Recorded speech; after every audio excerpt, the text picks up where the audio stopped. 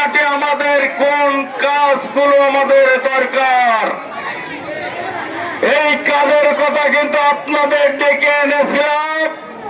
আপনারা বলবেন হালদাঘাটে পানির সমস্যা আছে, রাস্তার সমস্যা আছে, যেগুলোর সমস্যা আছে সেই কথাগুলো আপনারা বলবেন।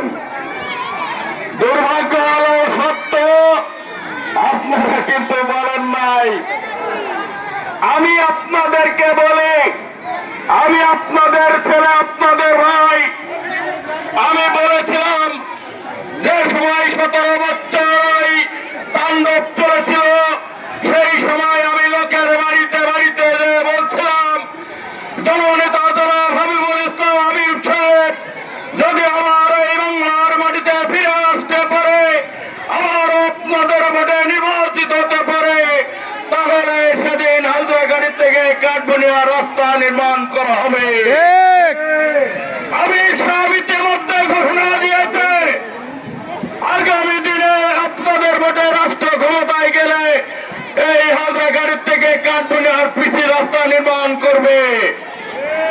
ইতিমধ্যে ঘোষণা দিয়েছে কাঠবনিয়ায় যে নদীর পারে ব্রিজ করে দেবে, ডুমুরিয়ার সাথে যোগাযোগ করে দেবে।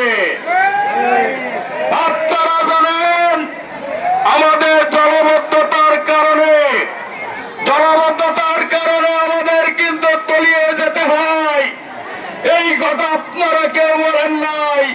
সেদিন কিন্তু হাবিবুল ইসলাম হাবিব সাহেব বলেছে ওই কাঠবনিয়া নদীর ধারে দাঁড়িয়ে আজকে যদি সালতা নদী খনন করা যায়, তাহলে আমার তালা থানার মানুষগুলো বন্যার থেকে রক্ষা পাবে।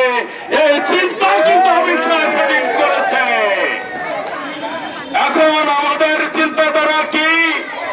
আমাদের চিন্তাধারা আগামী নির্বাচনে তারা করার জনপ্রিয় নেতা জননেতা জনাব হাবিব সাহেবকে আপনাদের মূল্যবান ভোটটি দিয়ে আবারও তাকে সংসদে পাঠানোর দায়িত্ব কাদের? আমাদের। সবাই বলি আমাদের সবার মার্কা কি?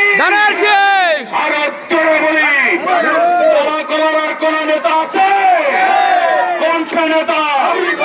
আমরা সেই নেতাকে আগামী সংসদ নির্বাচনে বিপুল ভোটে ভোট দিয়ে নির্বাচিত করে আমাদের এই উন্নয়নমূলক কাজ করার সুযোগ করে দেব ইনশাআল্লাহ।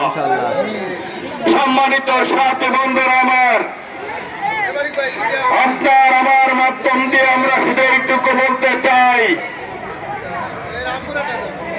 আজকে হালদাঘাটে অন্য ধর্মের কোন লোককে যদি কেউ আঙ্গুল উঁচু করে কথা বলে অন্যায় ভাবে, তাহলে মনে করবেন আপনাকে কিন্তু আমরা ছেড়ে দেব না।